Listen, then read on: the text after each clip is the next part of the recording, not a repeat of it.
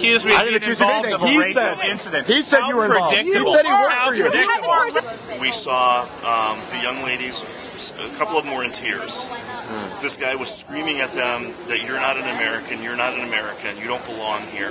What did he say that was hateful? He said that, this is America and you go back to your country, you don't even belong here, and things like that. Yeah, and the two women that he was saying that to were actually American citizens. Yeah.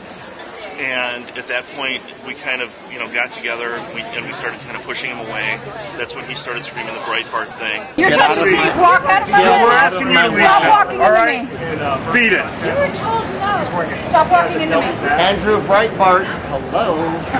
You were told yeah, bring him over here.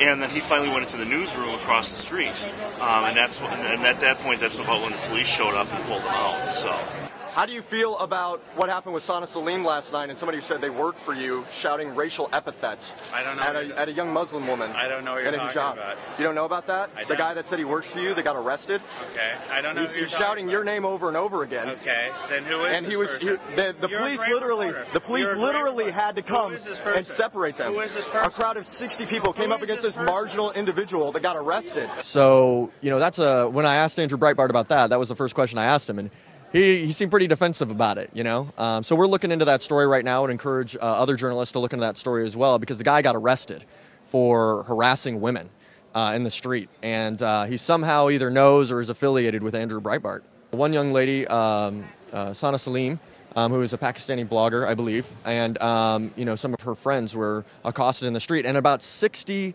Netroots Nation people came and they pushed this guy away and kind of created a blockade. So it really shows how marginal these people really are. The type of people that get stoked up and fired up by Andrew Breitbart. They're really a minority in this country. They're just loud.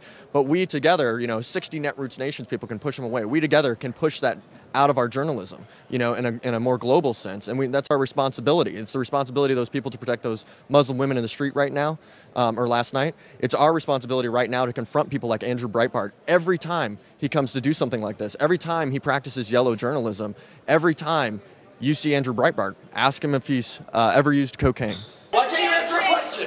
Why can't you answer a question? Why can't you? Ask him all the time. Any guesses to what his purpose might have been here? Probably to get attention, and you know what, I think he was going to get that attention anyways. He was surrounded by about 100 people. What we did was we changed that story of Andrew Breitbart crashing our conference and us taking it, and we turned it into us running him out on a rail and getting rid of him. And that's what the news media needs to do. They need to get rid of the Andrew Breitbarts of the world. They need to get rid of the James O'Keefes of the world, and they need to get rid of the Matt Drudges of the world. Good riddance. And instead, get your news from 100proofpolitics.com.